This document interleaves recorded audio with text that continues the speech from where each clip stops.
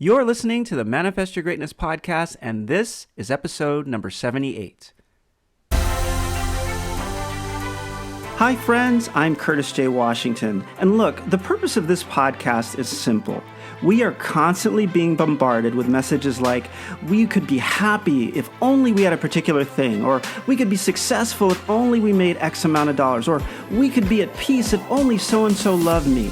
These messages are not only disempowering, but also they are simply not true. This is because it's not about where you are and where you want to be. It's about who you are right now and who you wish to become. Once you know what the ideal you looks like, then you will automatically start becoming aware of what steps you can take right now to move in the right direction. And the goal of this podcast is to help you look within and discover all the love, all the beauty, and all of the unlimited potential that you already possess, and for you to set it free for you and for the world to see. Welcome to the Manifest Your Greatness podcast.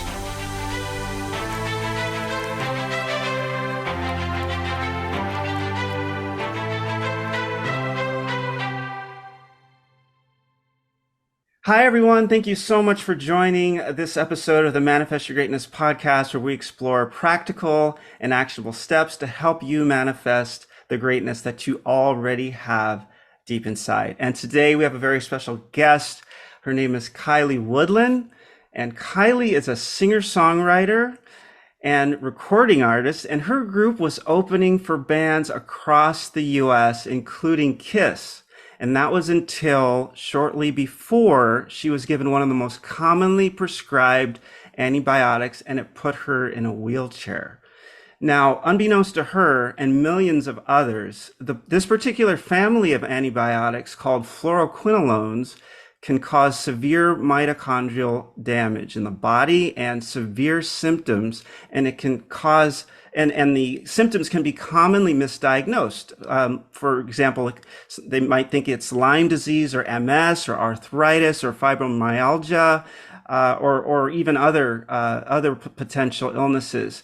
Kiley's still recovering and learning to walk after almost 1 year since suffering extremely painful and debilitating nerve damage. But Kiley is not only a gifted artist, she's also one of the most resilient souls you will ever meet. And rather than give in to frustration and disappointment, Kiley started sharing her journey to educate others on the dangers of fluoroquinolones. Dangers that most people aren't ever warned about. Kiley's story is one of perseverance, faith, resilience, and the music that was born from overcoming the darkest time of her life. Kiley, welcome to the Manifest Your Greatness podcast. Wow. I don't even know what to say. Hi. It's so good to be here with you, and I'm just really thrilled that we could connect. Thank you for having me. Yeah, no, it's definitely my honor. I'm so excited to just discuss with you so many of the of these events.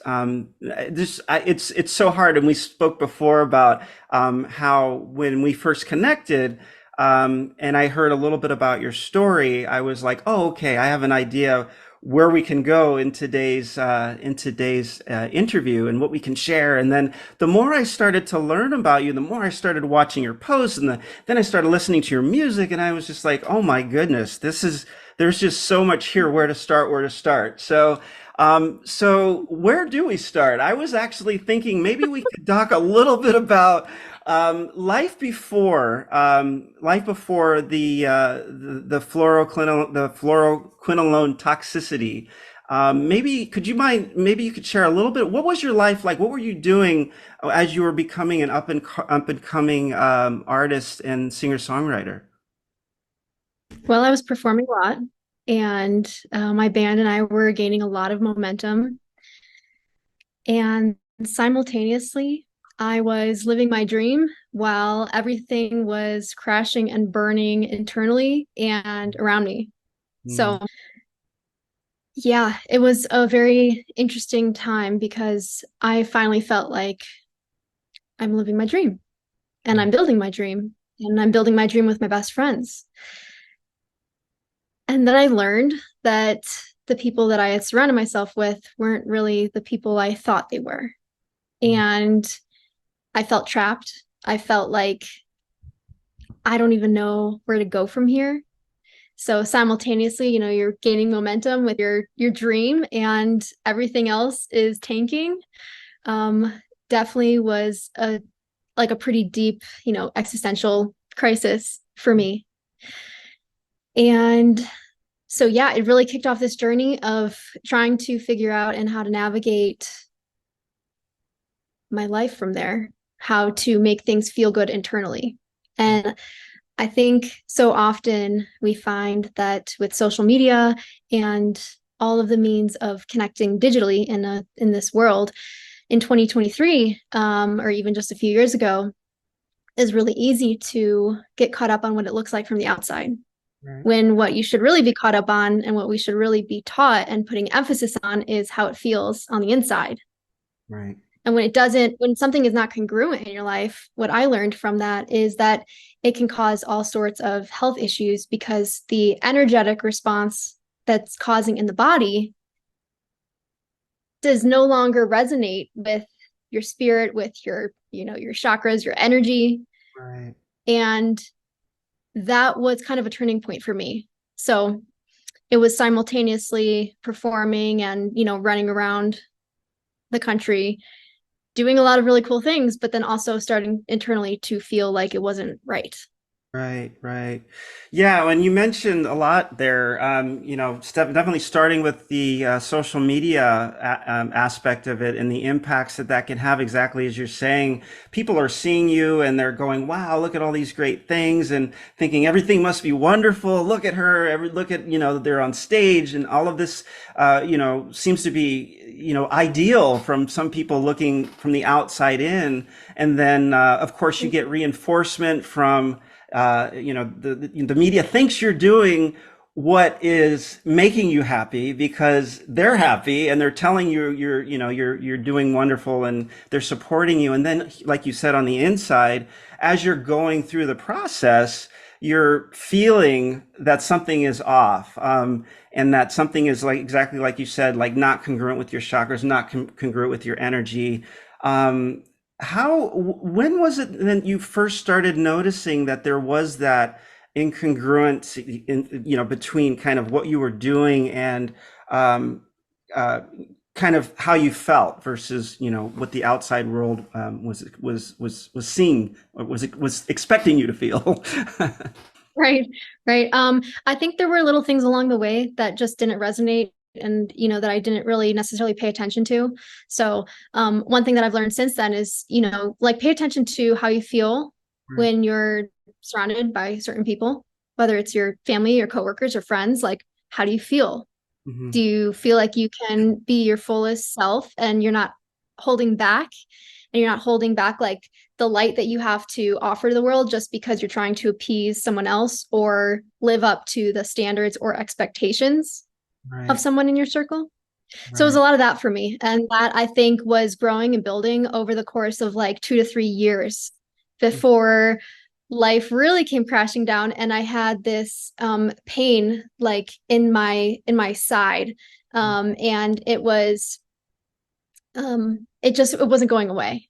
And it was kind of like this nagging feeling of like, something's not right, and it's not right, Yeah. in your life and the kind of the surrounding aspects to that. Right. But being young and, doing a lot of things and having a busy schedule and stuff, I just kind of pushed it aside. Yeah. And then one day I basically I just couldn't like move anymore because the pain in my side was just so extreme. So I went to the ER and said, like, I have a pain in my side and it's, not going away. Um, and they were basically just like, great, we'll just give you this antibiotic and give it to you, we'll hook you up to an IV and give you some steroids and Mm. some other stuff. And from that point forward, like, life as I knew it was just not the same. But I had no idea that what I was receiving could cause any kind of adverse reactions. I mean, how often do you think of that? Right. let alone how often you think that this could derail my entire life.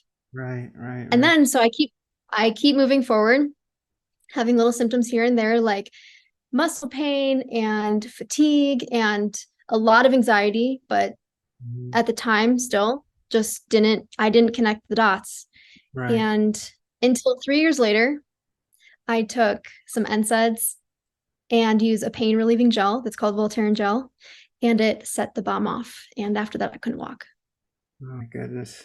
So when you say, gosh, well, with what you just said, in terms of setting the bomb off, can you explain kind of what was it in the gel, or what happened at that point that all of a sudden all of these? I'm assuming is this late 2019 or is this late 2022? When did the bomb go off for you, so to speak? The bomb went off for me last summer, so summer of Last summer. 2022. Okay. And yeah, but it was 3 years after I got the antibiotic. So my first thought was definitely not, I wonder if this is Right. a reaction Who of would an think antibiotic I that? received 3 years Yeah. prior. Yeah. Right. Who would? Right. Yeah. It's so the class of antibiotics, as you said earlier, are called fluoroquinolones. And the name of the antibiotics that you might recognize are known as Cipro, Avelox, Levaquin. There are a few other ones. But essentially, what these antibiotics do is they cause severe mitochondrial damage, and it shows up in the body as all sorts of symptoms from tendon ruptures, tendon pain, central nervous system disruptions, heart issues, neurological issues, kidney issues, gut issues. It can basically attack, a lot of the main parts of your body.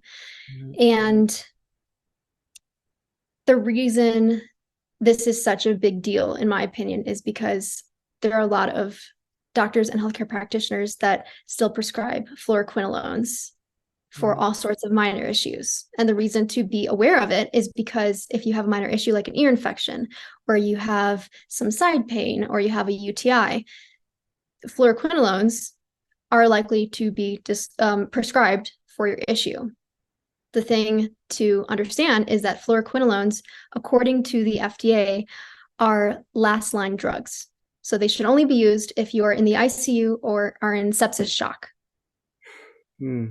So even though the FDA has come out and said that, hey, this family of drugs, this family of antibiotics, there could be side effects that could be significant. So do not use it unless it's a life or death situation, or unless there's been no response to any previous, any other treatments and things like that. And yet, even with that warning out there, it's still being prescribed more commonly for. I mean, it sounds like some of these infections you were talking about. I mean, they're common infections. Was there something about your situation that you think drove them to use this type of?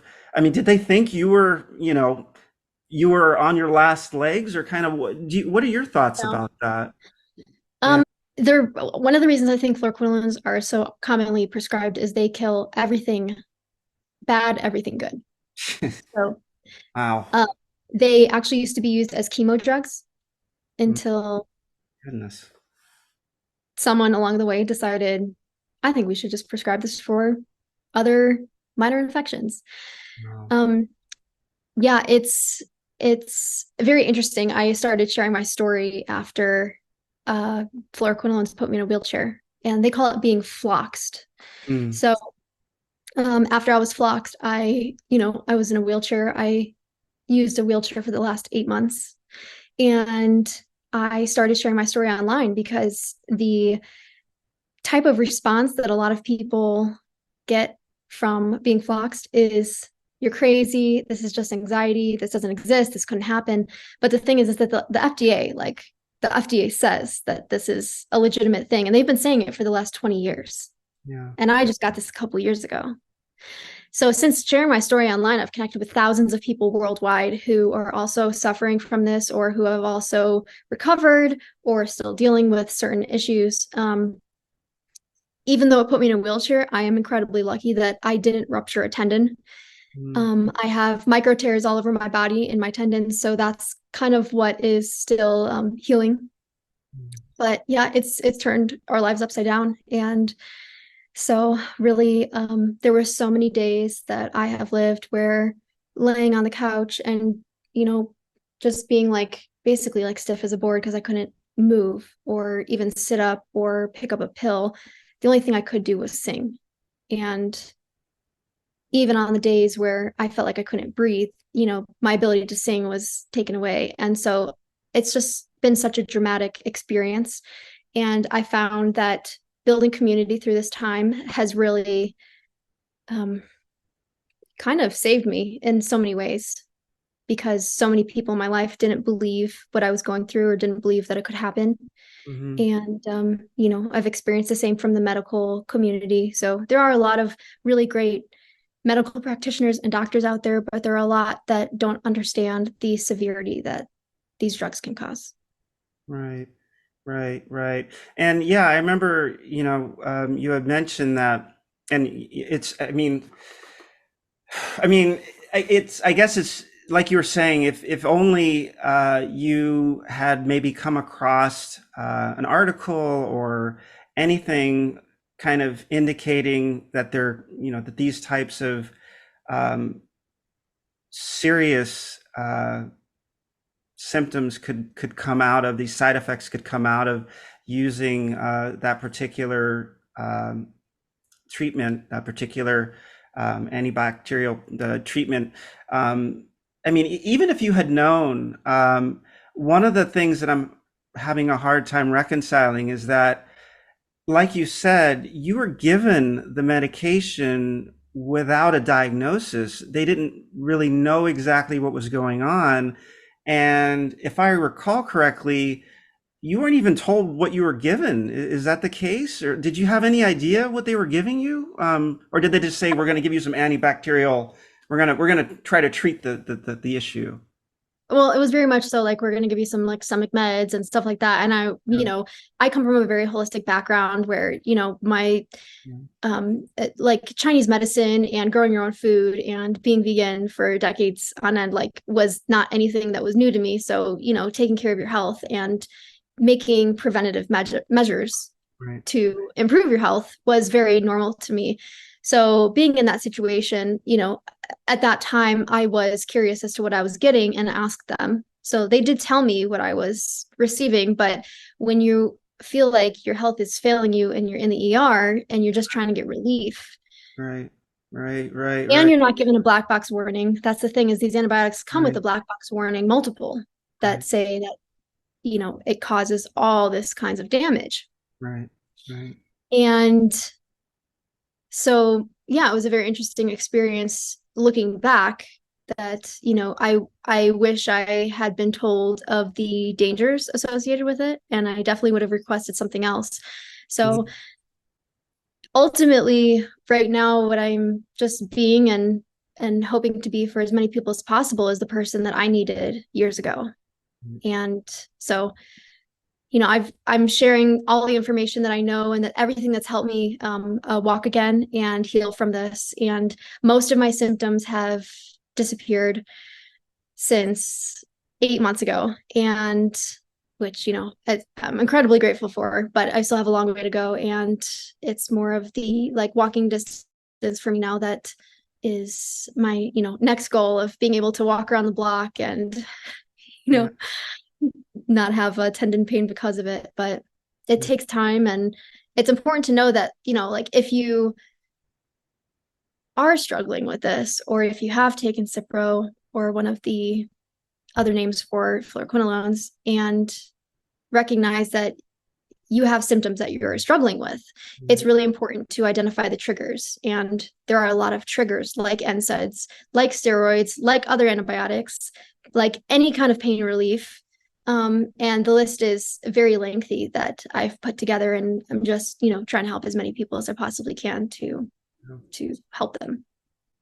Yeah, well, I'm sure this message will get out to more people. And again, it's like, the courage that it takes and the resilience that it takes to just process this and then to turn it into something that can be beneficial for other people. I mean, it's serious work, and I know it's a daily process. I would imagine as well to keep that momentum going and to keep that mindset. And with that, I know music is a huge part of that. And I'd love to get into this. And I want to tell you just a quick funny story. I was when you sent me the link to your CD, your album your album on Spotify. I went and I was listening to it, and the cover came up, and I initially read it as ki, and I speak Japanese, and of course you probably know that ki means spirit and energy, and I was like, wow, that's powerful. And then I realized, it was kai, which also is funny because I live in Hawaii, and kai means the ocean, which is also supposed to be tranquil and healing. And I was like, any which way you put the name of this album is it just it's just it's a beautiful name, but it was just so funny to me because I was like, oh, I definitely need to talk to Kiley. I definitely have to have this interview. This is just amazing. There's too many, there's too many really, just really interesting, coincidences about some of the things. And I know these things, and I know that your music, you talked about, been a major part of that healing process, and you talked about, the healing of the spirit, and becoming more you and overcoming.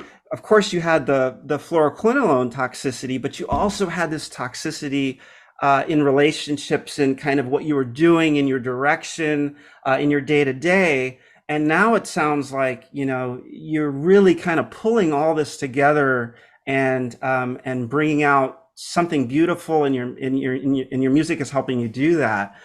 So I'd love to hear more about the music and how that has taken center stage, pun intended, to kind of help you, along this journey and through your recovery, and helping you also reach out and impact others in the process and help them along the way. Wow. Yeah. Thank you. That means a lot to me. And the music, has always been center stage for me. And it's really just been a form of healing for me. No matter what was going on in my life, it's always been my go-to.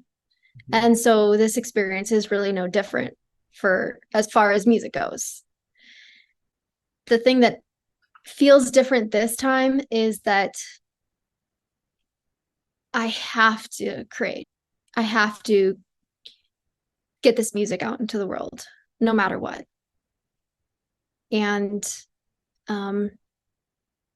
yeah, the music that we create now is under the artist The Lion and the River, and we call it existential pop.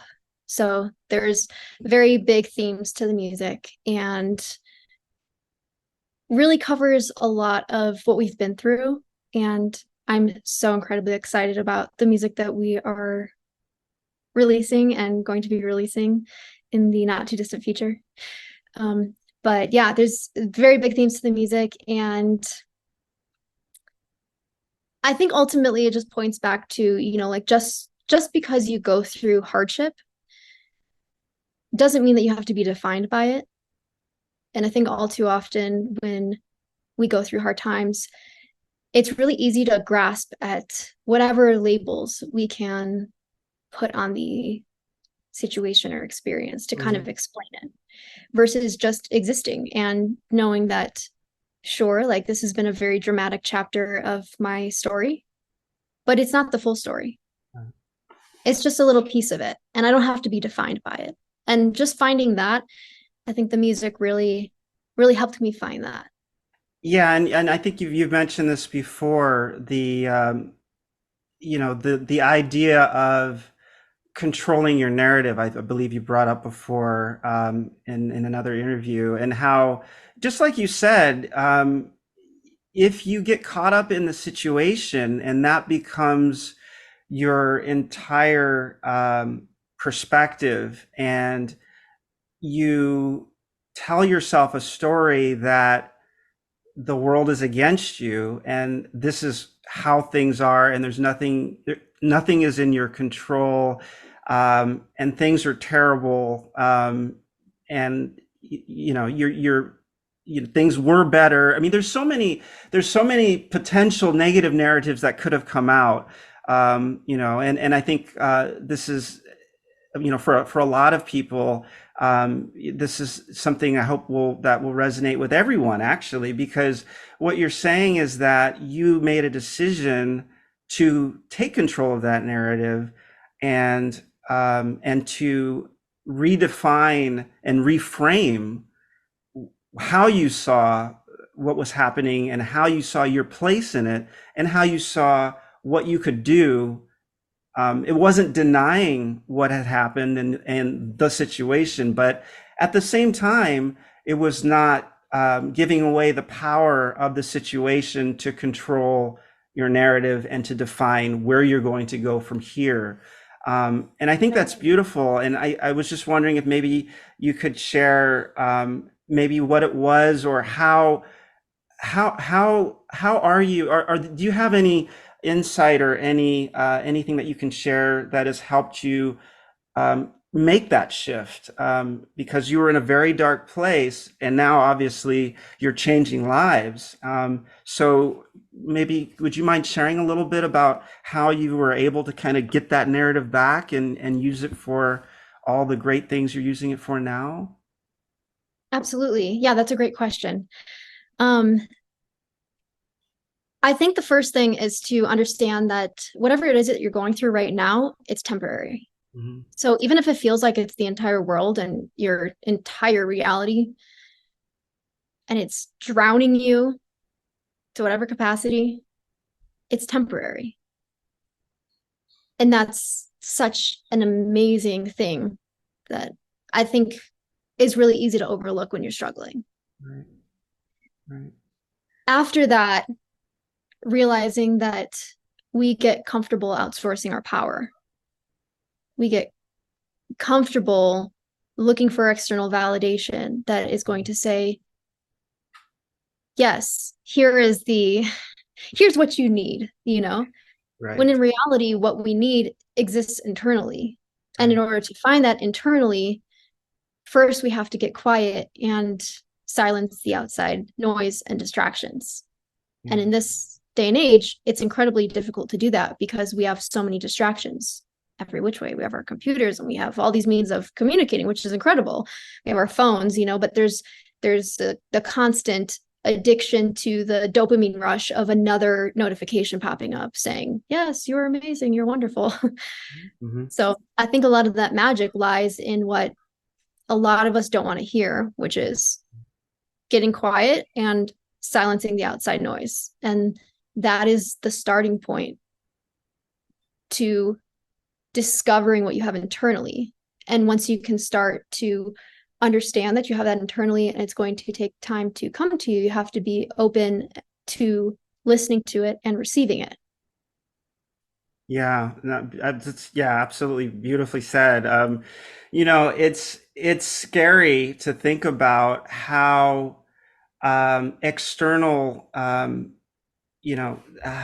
these externally we're getting bombarded with so many messages in so many formats telling us that we need something to be better or we have to have something to feel better, and it's almost like there is a major part of our day to day that is focused on trying to keep our power, to keep our understanding that we have power secured.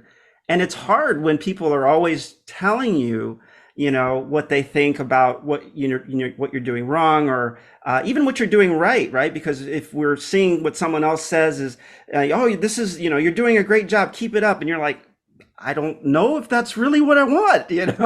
You're telling me to keep doing something. And then, of course, there is, okay, when I want to go out and do something that I believe in, well, let me just check in and see what the world thinks about that. Right. It's so easy to kind of not take that time and that responsibility. And I think that's scary for a lot of people to really come to that realization that, you know what, I have a lot more power than I'm willing to admit, because if I admit it, that opens up some dark, some dark chambers in there that I've got to go and shine a light on. Right. And that's scary for people. That's really scary Yeah. for It's people. But incredibly scary. yeah, It yeah. can be frightening at times. Yeah, yeah. And you mentioned, kind of silencing the outside world and and taking that time. And you also mentioned how when you are struggling through something, it can feel like it's never ending, or you can get discouraged and feel like, oh my gosh, this is such a difficult time. I just want it to be over. I just don't want to deal with it. Whereas if you are forced to process it, if you're forced to deal with it, and also with that mindset that this is temporary, you are able to um, see the other side, know it's waiting, and know that this is something you just need to get through. So, everything that you just mentioned, I mean, there's so many beautiful things in there.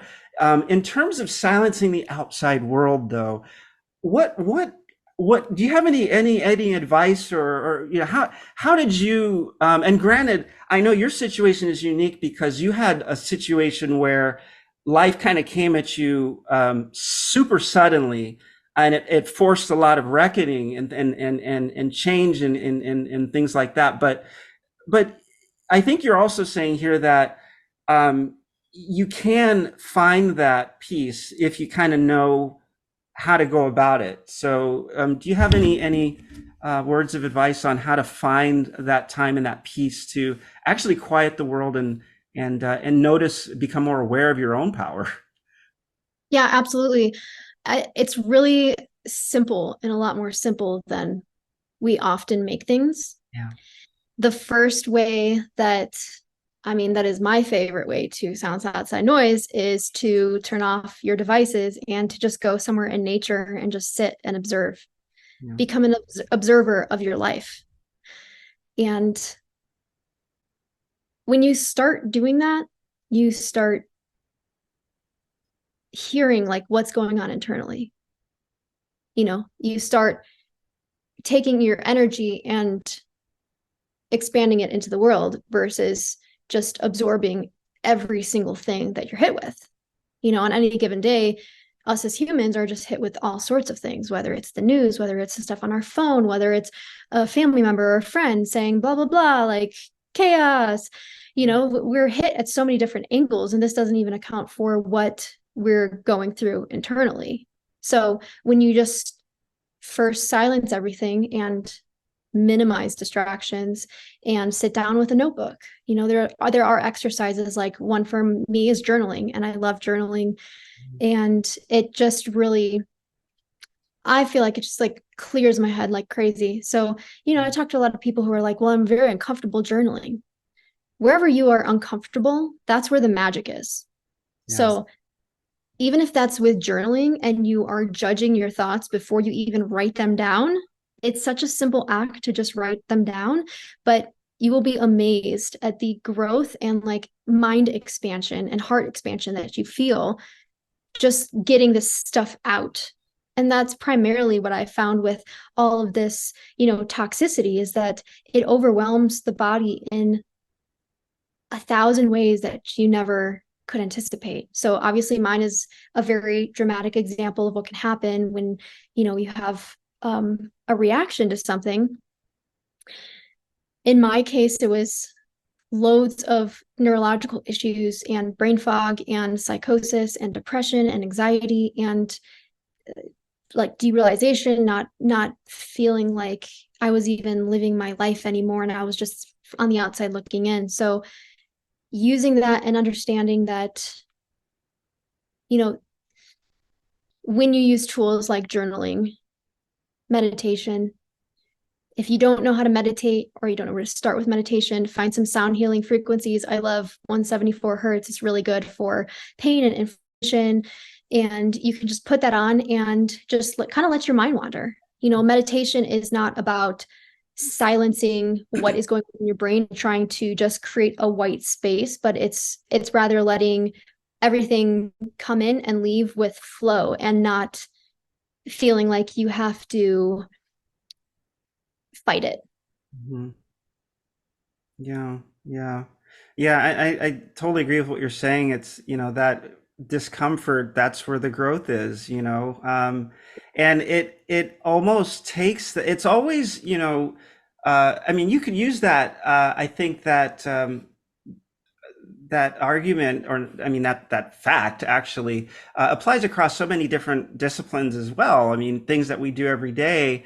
Even people who go to the gym or whatever they do, they're putting themselves through this discomfort, knowing on the other side there's going to be growth for it. But if they don't put themselves through the discomfort, then of course the growth doesn't follow. And I think the other thing too is that when you, like you said, if you're having a hard time journaling, or if you're having a hard time just sitting with yourself for a few minutes, um, because you feel like you need to be, getting a dopamine rush off of your phone, or you feel like you need to be involved in an activity out there somewhere, and without doing something all the time, you feel like you're missing something, or that you're not doing what you're supposed to do, whatever that is.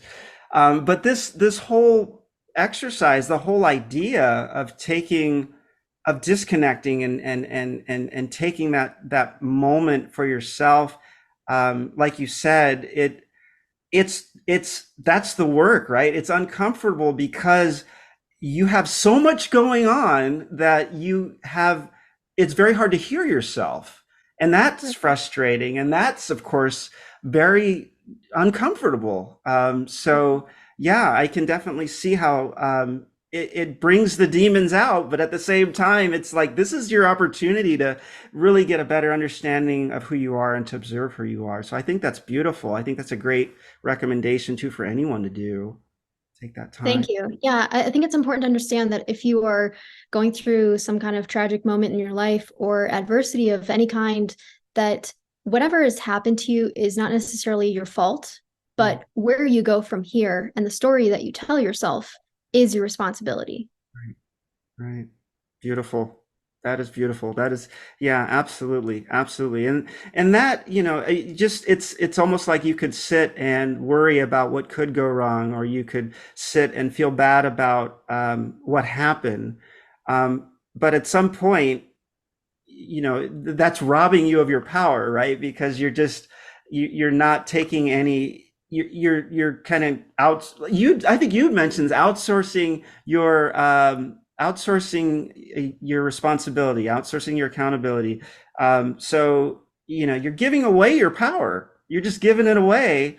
And until you're able to kind of take that moment and observe yourself, like you're saying, uh, I mean, it can happen, and it's insidious. Like, you don't know. You could be out there, and like you were talking about the toxicity related to that disconnect with what you're doing versus what you want to be doing, what you feel is right. And if you're everything inside of you is pulling one way and you're pushing the other way, that can be, of course, extremely unhealthy, as well, and frustrating, and of course everything else that goes with it. So yeah. Absolutely. Yeah, that's what ultimately that frustration led me to starting a brand called Celebrate the Little Wins. And it's all centered around really taking into account the little wins that you have throughout the day. I was at a point physically where, picking up a pill or even just grabbing a glass like this was a major victory that I couldn't do for the longest time. So it really, when you start shifting your focus to all of the little things that are going right, when there's so many things that are going wrong, and when you start stacking these little wins on top of the little wins, you start experiencing very dramatic success in so many different areas because you just simplify everything. You have gratitude for what is going right, even if that means I got out of bed today, I drove my car, I took a sip of water, I have running water, I have clean running water, I was able to take a shower. These are luxuries that we have that a lot of times we don't really think anything of. Right. So it really just brought me back to the most simple things. And as a big dreamer and very big goal oriented person, it's been like the hardest challenge for me to embody that. And so that's for me, that's one of the things where I know where the magic lies. And, since doing that, I have just built this amazing community of people who are, also struggling with a lot of different things, whether it's being floxed or other health complications or whatever. And it's just really inspiring to, have been in a place that was really dark and really needing that community, but not having it, and then building that from the ground up. So I think if it's important to understand that, like, if you are going through a hard time, one of the greatest things you could do for yourself is to create community, Mm-hmm. whatever that means to you, versus waiting for it to show up. I needed that, so I just went out and created it. And it's really been my light through this. I mean, aside from like music and stuff like that, the community, while not being able to experience that in person or to be with people, has been very healing. Yeah. Yeah. Yeah, and and celebrate. And I can't wait for everyone to see your posts. I'll be sure to make sure everybody knows how to see all of the your everything that is happening with Celebrate Your Wins. We'll definitely talk about that as well. But just the whole idea of celebrating your little wins, celebrating your little wins, celebrate the little wins is you know, it's so easy to overlook, just like you said. And um, it's also so critical, I think, for people who are trying to make changes in their lives to really think about. Because whenever you're trying to do something new, something difficult, something that may seem like, something very ambitious, if you are just looking at the size and the scope and just how how large and difficult this goal is, it can seem overwhelming, and people may end up not even trying to begin with. And these little wins, just realizing what you're accomplishing on a day-to-day basis, can really help you with your confidence, and it can really help you put things in perspective. I mean, I think also with just the way we've become accustomed to everything, happening right away. We click on something and it pops up, and, press, Very true. order on Amazon, it shows up at our house. All this, everything is just, so we're looking for instant gratification. And when you're trying to do something that is really significant, it's going to take time, and it's going to be difficult. But all things that are worthy of of accomplishing are going to be difficult. And like you're saying, these little wins, thinking about what you have accomplished today, and thinking about what you are able to do today. Mhm. And I think that was beautiful when you were just talking about simple things that we just take for granted. What you're saying actually has helped me personally through a lot of difficult times where there was a lot of transition in my life, and I was like, I'm just overwhelmed. This is crazy. I can't believe this is happening. And then being able to take a few deep breaths and to think, wow, I can't believe I'm in the situation where I have an opportunity to be able to do what I'm doing now, because I would have given so much to be frustrated in my situation now, dealing with the problem that I have now, because I asked for this. I was Right. moving towards, I was doing things, and every time you know, you work forward and you accomplish something, or you work through something, there's going to be something that is going to put you back on your heels. There's going to be something that's going to challenge you in new ways. There's going to be something that's going to catch you off guard. And Mhm. remembering those little things that you can do, the power that you have, You have the ability to go on the internet and look up information. You have the ability to call a friend and ask for help. You have the ability to, go to the store and buy something you might need to help, with the situation you're going through. You have so much, and it can be lost, like you said. And Mm, yeah, how do you remind yourself to do that? Is there something that do you have a process, I guess, for kind of uh, reminding yourself to celebrate the little wins? mm. Yeah, I've kind of built this like habit, I guess, coming out of all of this. And it's super basic and might sound, I don't know if it'll sound silly or not, but I'm gonna say it. um, Really, whatever I do, like even if I just pick up a glass of water, Hmm. I say thank you. Yeah, If I can hold my phone and look at it, I say thank you. If yeah, I can take a deep breath, I say thank you. yeah. I say it out loud. I say it in my head. I say it like, I don't know, 10,000 times a day. Mhm. And it just constantly reminds me that it's really super simple, you know? When you feel overwhelmed, if you can come back to what is the most basic, they tell you like you'll read, oh, if you want to improve like the basics of your health or whatever, like how's your sleep? How's your blue light consumption? Are you eating well? Are you drinking enough water? Are you staying hydrated? Things like that. It's really simple and it's really easy at this day and age to overcomplicate everything. So Yeah. for me, yeah, it's really just a daily practice that's become a daily habit. And it took some time. It's not easy by any means to lose your ability to walk and to have to be so dependent on people. Right now, like for perspective, I'm only able to walk up the stairs one time a day at night. And before that, I couldn't walk at all up the stairs. I couldn't walk.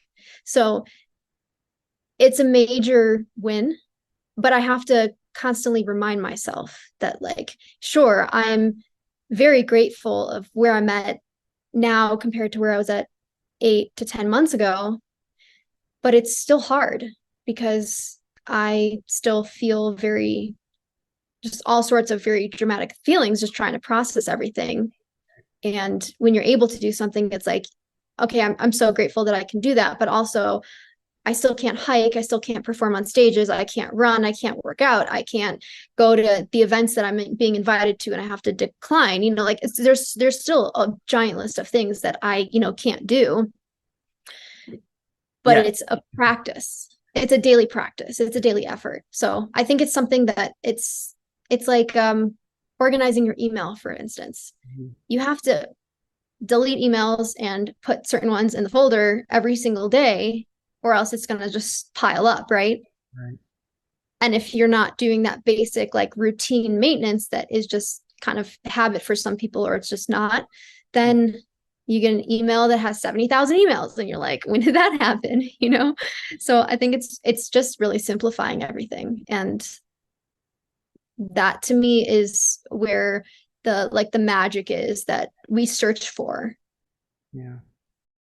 and Well, recognizing that and just being honest with yourself about that, I think is the biggest thing. Like we're in my life, we're in my day-to-day process, can I just say thank you for the things that I'm doing or that I'm able to do, yeah. you know Yeah, and I mean, the other thing too is that it's amazing that it kind of builds on itself. First of all, taking those moments to express gratitude and thanks for what you can do now. That act in itself builds your motivation and makes you more optimistic, and can encourage you and make you feel better and more apt to do more, to try to do more, to be in the right mindset to work towards something even more.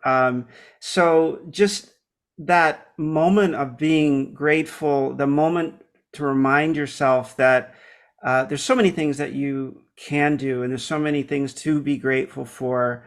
uh, can really help with your mindset overall. And all of a sudden, the things that perhaps before having that moment and taking a second to realize, how grateful you are for what you can do.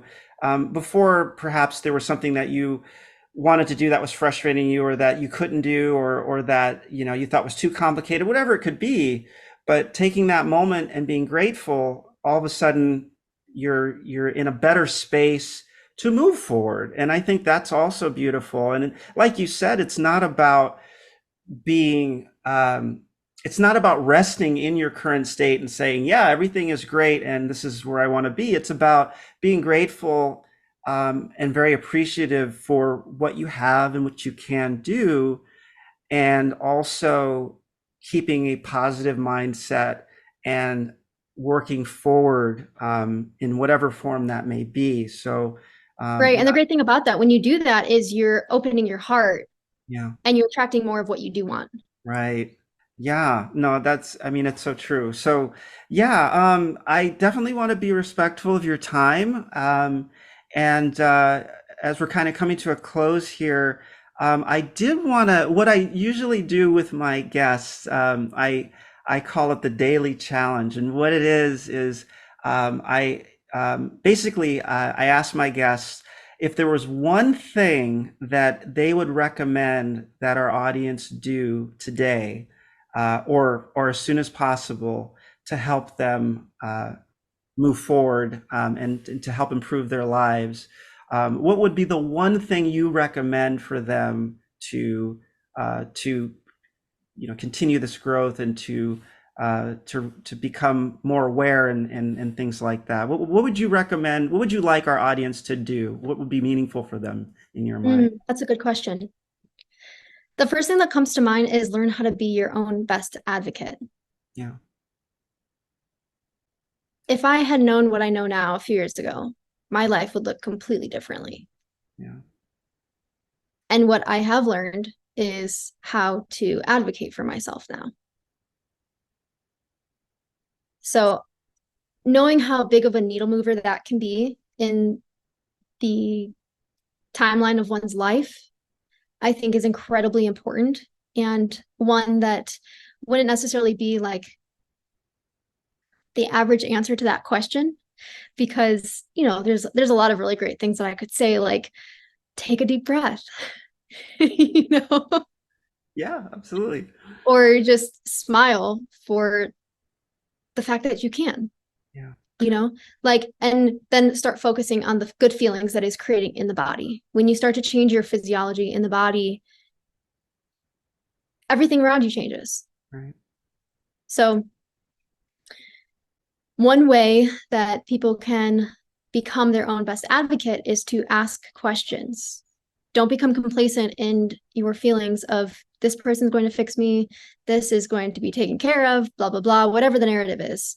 Ask questions, get comfortable being uncomfortable in asking questions. right, There aren't any stupid questions. And I think a lot of times our confidence or lack thereof can really kind of make you feel self-conscious about asking why things are the way that they are.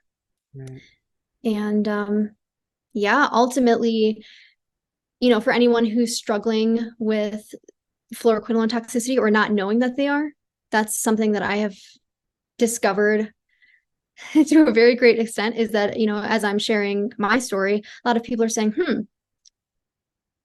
I wonder if that arthritis diagnosis is related to when I took Cipro, right. or, my problems of blah, blah, blah, blah, blah, or my sister took that, or my uncle. Like, I literally hear this every single day. So Yeah, connect with me, and find me anywhere at Celebrate the Little Wins. And I am just sharing my journey of overcoming this. And the goal ultimately is to be performing in stadiums worldwide with our music, singing our music with people all over the world. And I'm going to stop at nothing until I get there. So, um, our music can be found anywhere at the Lion and the River. And I will definitely be sure to send you some links for that. yeah. But Yeah, we welcome everyone on the journey. And if you are in need of some existential pop music that has flavors of rock and electronic and kind of acoustic folk, you might dig what we're doing. You will dig what she's doing, people. It's you got to hear it. It's great, and I'll be sure to share all of the links to where to find your music, as well as your Celebrate the Little Wins, your Instagram ID, and you have a website that's coming out soon. Is that correct? With Celebrate Your Little Wins as Yeah. well. Okay, Yeah, it'll be celebratethelittleones.com, and we are in the final stages right before launch. But yeah, we'll have all sorts of resources and guides, and it'll be kind of like this artist collective where you can go and connect with other artists and share your story and just really, share what you've learned or that could help and pay it forward to help other people. So we have a specifically in the next week or so, we have a guide coming out of everything that has helped me heal from this. And that's so great. if you're in need or you know somebody, please connect and reach out. That's wonderful. And thank you, Kylie, again for taking the initiative and pulling this information together and getting this message out there. I always say the same thing, thinking about what I'm trying to share with my listeners. I don't know who is listening, but if one person catches this message and it helps them, either preemptively or in the process of healing, then this will be time well spent. So I'm just super excited we had the opportunity to help share this with others. And thank you so much for being on the podcast. And I cannot wait to hear all of the other things that are happening with Celebrate the Little Wins and the Lion in the River. One thing I forgot to ask, I was just wondering if, Yeah, go for would it. you mind sharing the origin of that name? Where did that come from? Just out of curiosity. The Lion and the River. Yeah. It represents loyalty and flow. Okay. Wow. So, in life, we all have the duality of both, right? We have the positive and negative. We have the dark and the light. Yeah. Loyalty and flow really, to me, represents where the music comes from, and that we all have these things inside of us that are often buried, whether that's from someone else's ideas and expectations of us, or whether it's just learning how to exist in a world that often doesn't want you to be your best self. Hmm. So, yeah, the music, there's lots of big themes surrounding the music, and it just always really, like, I feel like it just like comforts me to know that there are people who are struggling in the world and find comfort in it as well.